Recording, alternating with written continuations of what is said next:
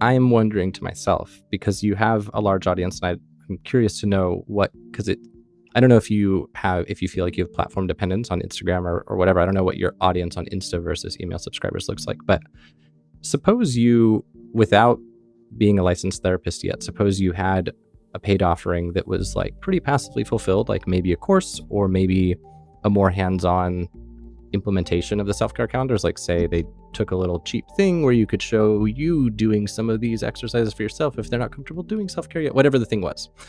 Suppose you had your passively fulfilled thing and you were making, like, I don't know, 10 grand a month, 20 grand a month. Would you still work your university job for 4 more years? I would say I would still work my university job for at least 2 because I really like it. I like what I'm doing.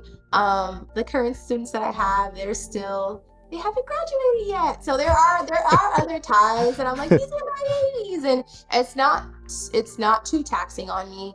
And college student mental health is something that I'm very passionate about as well.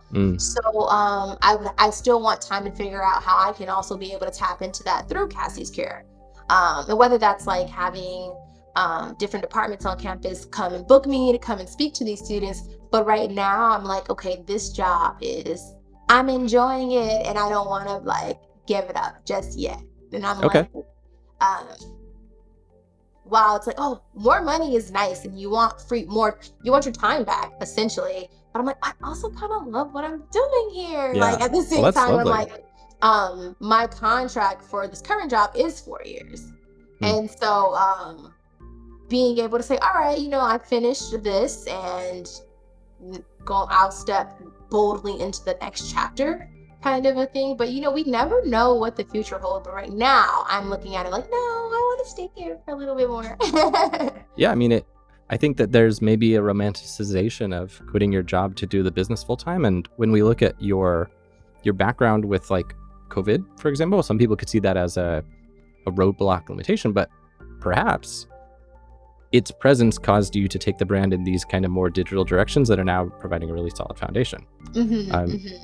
And maybe this constraint of you staying at your day job while still growing Cassie's Cure, it might be the kind of thing that makes you really good at scaling, hiring, building processes so that it can run itself without you. And that's going to benefit you later. So it could work. Yeah, It'll be most fine. definitely. I do think that these experiences are allowing me to really build a solid foundation. I feel like I have definitely seen coaches surpass me, which is great.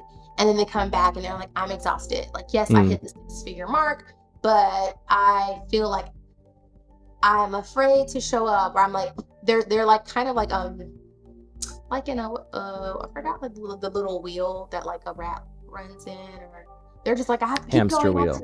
Yeah. Yes, a hamster wheel. And I'm just kind of like, no, I'm just taking it moment by moment. Yeah.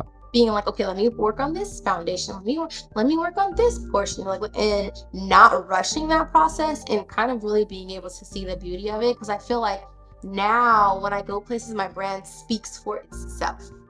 Rather than me having to over explain what I do. Sometimes people already either know who I am, or B, when I do share what I do, they're like, oh wow, that's amazing, that's cool. I have the website, I have the social media platforms, I have an amazing newsletter community, I have testimonials to say, hey, Cassie's merch is this way, or Cassie's workshops and events are this way, or Cassie's public speaking is this way. It is a slow burn to really be like, this is who I am and this is what I do.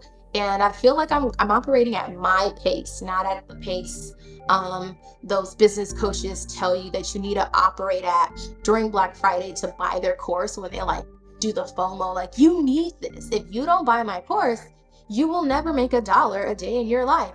And I'm like, whoa, that is very, that hikes up the anxiety, where I'm just like, no, I'm figuring it out. It's okay. I'll get there for sure.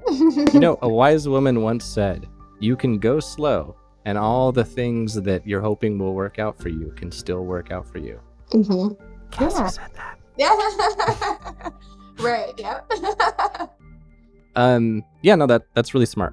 I think it makes a lot of sense. If you get into this state where you feel like you have this high monthly burn rate with a lot of expenses and you have to have all these things going, it can feel like hamster wheel and people get caught up. And then there's like no escape. Whereas you're in this situation where you can go slow, be intentional, and build the brand you want without feeling rushed. I think that's lovely. I marked it as a nice little gem because I think it's a really cool takeaway.